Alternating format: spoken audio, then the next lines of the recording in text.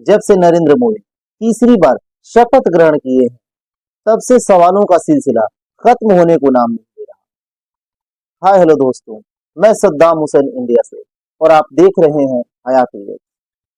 कि नीतीश कुमार और चंद्रबाबू नायडू की फोन पे क्या क्या बात हुई।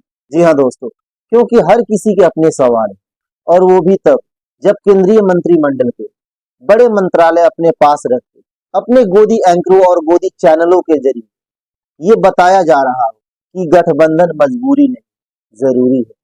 दोस्तों, जब से मोदी जी ने तीसरी बार पीएम पद की शपथ ली है तब से कयासों का बाजार है कि खत्म ही नहीं हो रहा।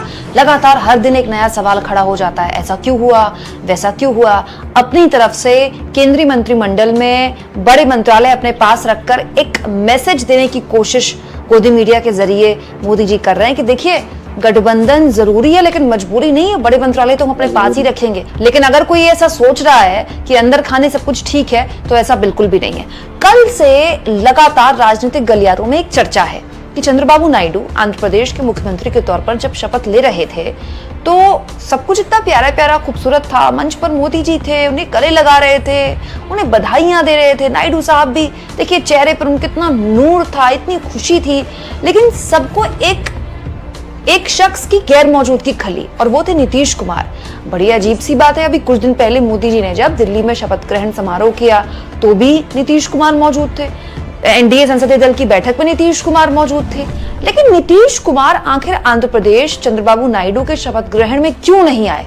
क्या नीतीश कुमार चाहते ही नहीं थे कि वो मोदी जी को फेस करे? इसको लेकर कल से सवाल खड़े हुए थे। मैंने भी आपको एक खबर दिखाई थी कि आखिर नीतीश कुमार क्या वाकई में नाराज चल रहे हैं। अब जानकारी मिली है कि नीतीश कुमार ने चंद्रबाबू नायडू को फोन किया है और ये खाली उड़ती उड़ती खबर नहीं है, आज तक ने बाकायदा खबर छापी है। दोस्तों, आज तक की इस खबर के मुताबिक बिहार के मुख्यमंत्री नीतीश कुमार ने बुधवार को जब चंद्रबाबू नायडू ने शपथ ग्रहण किया उसके बाद उनको फोन किया, उनको बधाई दी और ये कामना की कि दक्षिण के राज्य में आगे विकास के पथ पर इस राज्य को चंद्रबाबू नायडू ले जाएंगे, जो कि ले भी जाएंगे, हम भी यही उम्मीद करते हैं।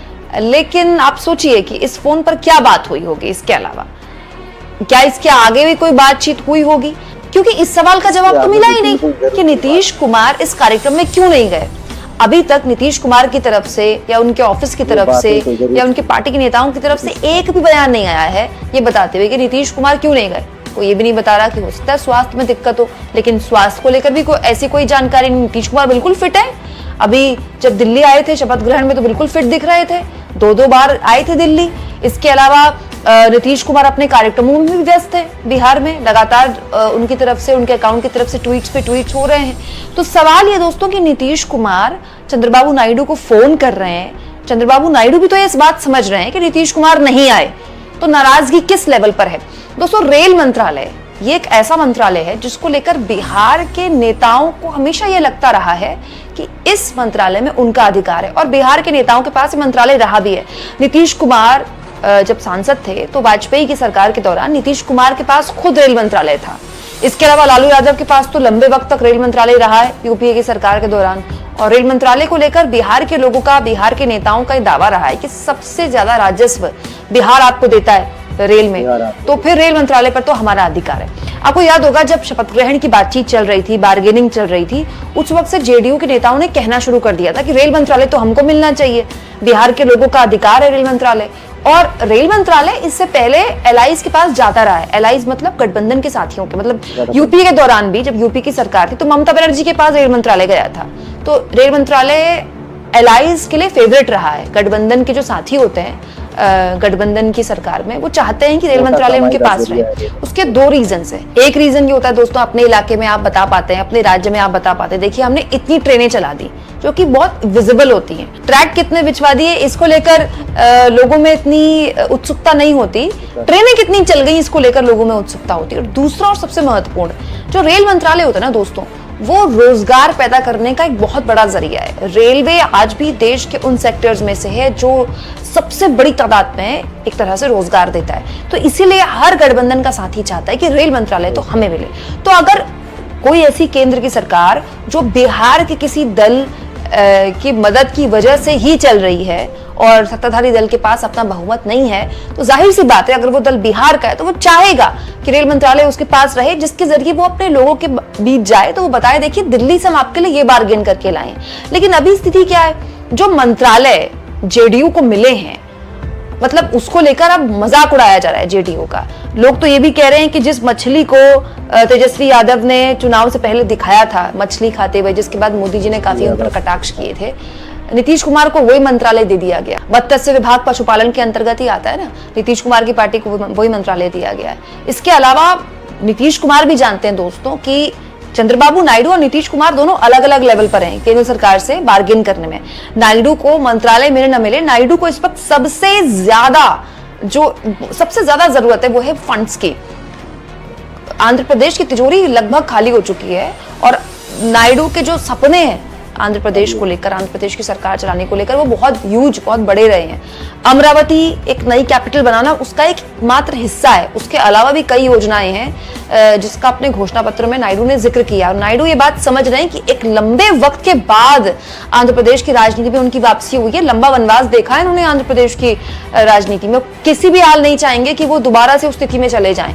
हर हाल में उनको परफॉर्म करना है, तो अगर उनको मोटा फंड मिल जाए केंद्र की तरफ से, कोई राहत पैकेज टाइप का या कोई स्पेशल पैकेज टाइप का मिल जाए तो उनके लिए वो ज्यादा महत्वपूर्ण है। लेकिन नीतीश कुमार को इस समय स्पेशल पैकेज जैसा कुछ नहीं चाहिए। नीतीश कुमार को अगले साल चुनाव में जाना है और जो अटकलें थी कि नीतीश कुमार हो सकता है कि बिहार की राजनीति से विदा हो जाएं, डिप्टी पीएम बन जाएं, ऐसा भी कुछ नहीं मिला उनको, बड़ा मंत्रालय भी नहीं मिला उनको, और राहत पैकेज तो पता नहीं मिलेगा नहीं मिलेगा, मिलेगा तो कितना मिलेगा। तो नीतीश कुमार के मन में एक सवाल होगा कि तेजस्वी यादव एक ऐसी फोर्स बनकर उभरे हैं इस बीच जो न केवल बिहार में युवाओं की पहली पसंद है बल्कि नौकरियों को लेकर भी मजबूती से अपनी बात रखते हैं। और विधानसभा चुनाव में चाहे बीजेपी तेजस्वी यादव को पसंद करे ना करे, अगर सीएम कैंडिडेट के तौर पर तेजस्वी यादव और नीतीश कुमार खड़े होंगे तो तेजस्वी यादव नीतीश कुमार पर भारी पड़े ना पड़े लेकिन उनको टक्कर तो देंगे ना, क्योंकि आज से 10 साल पहले की राजनीति या 5 साल पहले की राजनीति और आज की बिहार की राजनीति बहुत बदल चुकी है दोस्तों। बहुत बड़े स्तर पर फर्स्ट टाइम वोटर अब मैदान में है और वो फर्स्ट टाइम वोटर रोजगार के नाम पर वोट करता है। आप देख लीजिए उत्तर प्रदेश में जो बीजेपी का सफाया हुआ है वो अग्निवीर या फिर रोजगार के नाम पर ही तो हुआ है। जब पहली नौकरी पक्की के राहुल गांधी के वादे पर ही तो हुआ है। तो ये रिस्क नीतीश कुमार जानते हैं। सवाल ये दोस्तों की जो बार्गेनिंग पावर नीतीश कुमार की थी, उन्होंने क्या उसको कम करके आंका, जो उनको मिला केंद्र से वो कम था और अब उन्हें महसूस हो रहा है कि भाई अगले साल अगर वो विधानसभा चुनाव जाते हैं, जो मिला है उनको केंद्र से वो लेकर जाते हैं तो उनका तो मजाक उड़ाया जाएगा, तो उनकी राजनीतिक हैसियत क्या रह जाएगी। जब तेजस्वी यादव जैसे नेता खुद कह रहे हैं कि भाई आपके बिना सरकार नहीं बन सकती तो आप बढ़िया सा कुछ बार्गेन कीजिए ना। ये एक महत्वपूर्ण सवाल है दोस्तों जो नीतीश कुमार को जाहिर तौर पर परेशान कर रहा होगा। और नीतीश कुमार बहुत मजे हुए राजनेता हैं, वो नफा नुकसान हर तरह से भांप रहे हैं, इसीलिए शपथ ग्रहण में उनका ना जाना, वो क्यों नहीं गए इसकी जानकारी भी ना आना संकेतों में बताता है कि नीतीश कुमार भले ही मंच पर प्यारी प्यारी मीठी मीठी बातें मोदी जी को लेकर कर रहे हो, लेकिन अंदर खाने ना तो पार्टी के अंदर बहुत संतुष्टि है कैबिनेट को लेकर, ना ही नीतीश कुमार के अंदर है। अब ये नाराजगी तुरंत बाहर नहीं आती है, थोड़ा रिस कर संकेतों के जरिए आती है। एक संकेत नीतीश कुमार ने दे दिया चंद्रबाबू नायडू के शपथ ग्रहण में ना जाकर। अब ये मामला आगे कहां जाकर रुकेगा, कितना बढ़ेगा, या बस वक्त का इंतजार कीजिए, क्योंकि जो बड़े नेता होते हैं वो तुरंत फैसला नहीं लेते, लगातार मामला इकट्ठा होता रहता है, उसके बाद जाकर कोई बड़ा फैसला लिया जाता है। आपको क्या लगता है दोस्तों, नीतीश कुमार की जिस तरह से अनदेखी हुई, उस पर नीतीश कुमार ने जो संकेत दिए शपथ ग्रहण में ना जाके, उसके पीछे ये राजनीति कहां ले जाएगी बीजेपी को, कमेंट बॉक्स में जरूर लिखें। और जितना हो सके चैनल को शेयर करें, सब्सक्राइब करें और थैंक्स और ज्वाइन के ऑप्शन से अगर आप चाहें तो कुछ आर्थिक मदद भी चैनल की जरूर करें।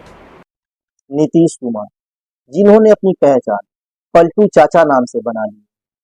जी हाँ दोस्तों, तेजस्वी यादव चुनाव से पहले जिस मछली को बता रहे थे, दिखा रहे थे, जिस पे नरेंद्र मोदी जी बहुत कटाक्ष किए थे, मत्स्य विभाग पशुपालन के अंतर्गत ही आता है। दोस्तों अगर नीतीश कुमार चाहते तो बार्गेन करके अच्छा मंत्रालय ले सकते थे, बड़ा मंत्रालय ले सकते थे, पर ये राजनीति है। पता नहीं नीतीश कुमार के मन में क्या चल रहा है, जबकि वो चाहे तो बिहार को विशेष राज्य का दर्जा दिला सकते हैं। दोस्तों अगर आप मेरे चैनल पे नए हैं तो मेरे चैनल को लाइक करें, सब्सक्राइब करें और हाँ बेल आइकन दबाना ना भूलें। ताकि मेरी आने वाली हर एक वीडियो सबसे पहले आपको मिले। सो दोस्तों, मिलते हैं फिर किसी अगले वीडियो के साथ। तब तक के लिए अपना ढेर सारा ख्याल रखें, मुझे दे इजाजत। तब तक के लिए जय हिंद।